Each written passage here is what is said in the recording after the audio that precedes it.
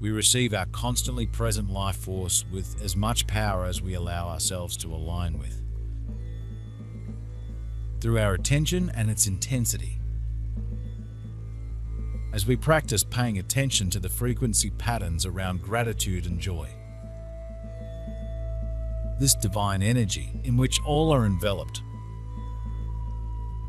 is beautifully adjusted so that those who are in human form do not become physically overwhelmed as they set their intent to feel its loving presence. Nearly everyone presently in human form is consciously choosing to awaken into reality. And so the energy level has to be set at a much higher level than in ages gone by, so that your bodies are filled with its light, but not enough to burn them. Consequently, as you intensify your intention to awaken, others will feel at peace, accepted, and loved when they are physically in your presence.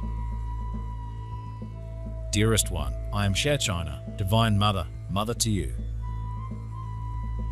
Mother of your heart, sweet sister, the essence within your very being. For we are one and the same.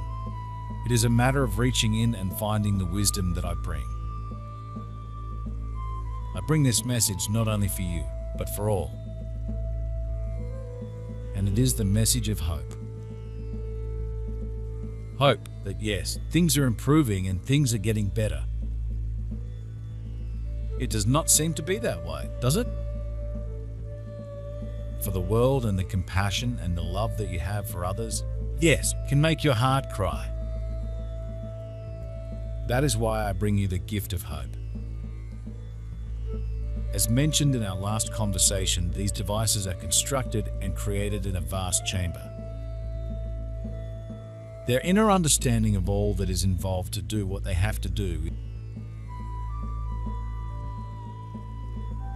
for they play a pivotal role in the transitional upliftment of your planet, as we have discussed before. In a sense, their arrival and positioning are no more complicated than that of dematerializing and then reversing to materialize. Of course, the exact, and we mean exact placement of these structures is key point. We can fill our lives with wonderful music, and we can penetrate the awareness of all things and beings of nature. In our alignment with the feeling of their life force, we can align with deeper aspects of their consciousness. It is also our consciousness as soon as we open our awareness to it. There is a difference between the consciousness of the creatures of nature and our own. They are on the level of our subconscious self. They do not judge or reason and can interact with our attention and direction. They are more capable of organizing and expressing all aspects of everything that they are than our most advanced computers. Without life diminishing energy projected by humanity. Everything that our subconscious would engage with is life-enhancing, because that is the flow of creative life force, which the subconscious recognizes as the essence of being, radiating unconditional acceptance and love. To accept and love humanity, all of humanity, is why you chose to be present on Earth in human form at this moment. To fulfill this pre-planned task, all you need do is just be. It is not in any way difficult. Just allow yourselves to totally accept each interaction with others as they occur, and allow the love that you are to flow freely through you, thus extending it and sharing it with all others. This is the purpose with which you incarnated. As you have so often been told, you are each enormously powerful beings, because God created each of you completely like unto herself. Any sense of unworthiness or incompetence to carry out God's will, or to believe that you do not know what her will for you is utterly invalid. Your egos live and thrive on the energy of fear, which they are constantly attempting to intensify within you all. So dismiss any sense of fear, knowing that it is unreal, and invite love to envelop and embrace you. It will. You are never without love or unloved, because love is the divine life force that flows within you, giving you eternal existence and providing the living energy, the vigor, and the potency that enables you to experience life as a physical being in human form. There is one way that you can bring about change, and that is to bring about the change within yourself. For this is how you change the world. It begins there. So many have forgotten this basic teaching. You can think of it as installed within you when you were designed. And the designing, beloved, was done with your cooperation, with your permission, with your excitement, with your enthusiasm that hope would always be within. And so find it there. Find it within the deepest reaches of your soul, of your very being, because that is where it resides. Now, when you find this hope, the joy of hope, notice how the world seems to look different to you. It has a different color, does it not? There is an upliftment, and that upliftment can then be spread to anyone who is in need to hope. It can be spread to those who are taking away hope from others, or at least trying to do so, for it is not possible. I suppose to try and explain to us how that actually happens is far too scientific and complicated. Well, we can try, in the simplest and most basic of terms. Everything comprises of energy, as you know. The speed in which energy vibrates determines that which it may become. That in itself must be taken as read, as that indeed is far too complicated to explore in these conversations. And with my brain not being able to comprehend this kind of stuff at all. You would be surprised. Do not limit expectations of self. Blossom. It is not that your brain is different from another's, who perhaps shows an interest in such scientific experiments. It is just that your passions and pathways to explore lie within the artistic temperaments of this world. Let us continue. Dematerializing is what we may describe as an art form. Art form? I am surprised at that terminology. In that, we mean that once a particular know-how is completed, it is then worked upon in order to... You are struggling to find the word, and I am struggling to receive it. We can stop projecting our bias and instead experience the energies we deeply desire, just by paying attention to them in every moment that we can.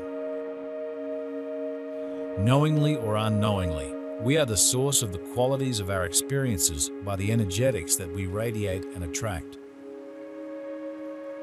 At all times, we can be aware of how we are and make adjustments as necessary to maintain high dimensional awareness. Although the ego is determined to keep us occupied with a background of fear, so that we do not consider escaping from duality. The ego realizes no possibility beyond material expression, which is constantly created by human imaginary realization. Quantum physics has confirmed that everything from subatomic entities to our entire world is a play of electromagnetic energies spinning and associating in patterns that our own subconscious awareness interacts with, resulting in our perception of physicality. Everything we consider as material is just frequencies of wave patterns that we recognize. Many of you are finally coming to the awareness, the remembrance that you and God are one, eternally and inseparably. And this is greatly assisting you in moving out of the illusory world of form, in which it seems that you have been immersed, indeed incarcerated for eons. The door to that prison has never been closed. You have always had total freedom to leave. But your egos need to be right in their belief that you are incarcerated and that the key has been lost or thrown away. Causes them to spend enormous amounts of your time attempting to convince you that you are small and insignificant in the overall scheme of things, and that your miserable existence will be finally and completely terminated when your bodies fail and die. Yes, you do need your egos to act as autopilots when you are doing repetitive actions that do not require your full attention, thus allowing you to more frequently use your minds creatively and lovingly. However, they should never be in control. They are your personal assistants,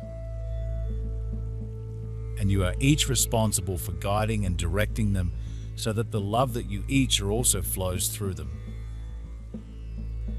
As they work in concert with you and your loving intentions instead of against you. We cannot explain in fullness how this takes place, for as we say, the technical expertise is beyond the understandings of that which we could portray to you in words. I know when Goody passed the next day, I found a book about roses in the garage when looking for necessary paperwork. Without question, it had materialized. This book was not in our keeping. We had decided that roses was our code for communication. The book, when picked up, opened on a chapter titled "A Rose from Another World, Such Proof." I'm guessing it is the same principle of materializing into existence as something as huge as the monolith. This is correct, Blossom. Although, obviously the book is far less complicated yet. Definitely the same principle. Your Goody.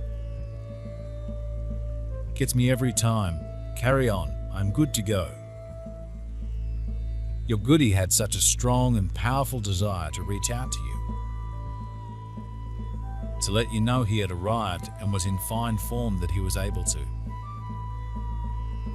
With the help of those more experienced in these matters, sourced the particular book on the planet. And through direct thought and understanding of how to present it on the table for you to discover. You are, as you most certainly do know deep within yourselves, love being.